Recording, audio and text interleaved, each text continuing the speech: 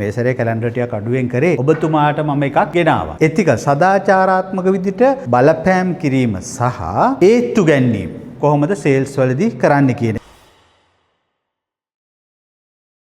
Sales වලදී ඉතා වැදගත්ම පාර්ට් එකක් තමයි ඉන්ෆ්ලුවන්ස් ඇන්ඩ් පර්සුවේෂන්. මේක රොබර්ට් බී සිලිඩියන් දාන කරුණු ප්‍රින්සිපල් 6ක් යටතේ විස්තර කරනවා සේල්ස් වලදී පර්සුවේෂන් කියන එක අපි පාවිච්චි කරන්න කියන එක. reciprocity, social proof, liking, commitment and consistency, authority, scarcity කියලා ප්‍රින්සිපල්ස් 6ක් ගැන සිලිඩියන් විස්තර කරනවා. මේ reciprocity, social proof කියනවා වගේ කාරණා සේල්ස් වලදී හොඳට අපිට පාවිච්චි කරන්න පුළුවන්. මොකද reciprocity කියන්නේ මේකද කියන්නේ අන්‍යෝන්‍ය භාවය කියන එක, මියුචුවල් කියන එක. එතනදී සේල්ස්මන් කෙනෙකුට පුළුවන් කස්ටමර්ව කොහොමද මේ අන්‍යෝන්‍ය භාවයක් ඇති කරගෙන සේල්ස් කරන්න කියන එක. ඉතින් මේකට සරල කාරණා ටිකක් මම කියන්න ඕගොල්ලන්ට වර්ෂයේ අවසානයේ කැලෙන්ඩර්ස්, ඩයිරියෙම හම්බ වෙනවා. හම්බුනහම ඕගොල්ලන්ගේ කස්ටමර් කෙනෙකුට කැලෙන්ඩරයක් දීලා මේ සැරේ කැලෙන්ඩර් ටිකක් අඩුවෙන් කරේ ඔබතුමාට මම එකක් ගෙනාවා. ඉතින් මේක සේල් එකට ඉතා වැදගත්. මොකද එයා කියන්න පටන් ගන්නවා මේ මහත්තයාට ඕනලාක මාව මතක් වෙනවා. ඒ මහත්තයා මං වෙනුවෙන් කැලෙන්ඩරයක් ගේනවා. මෙන්න මේක ඔයාට පුළුවන් සේල්ස්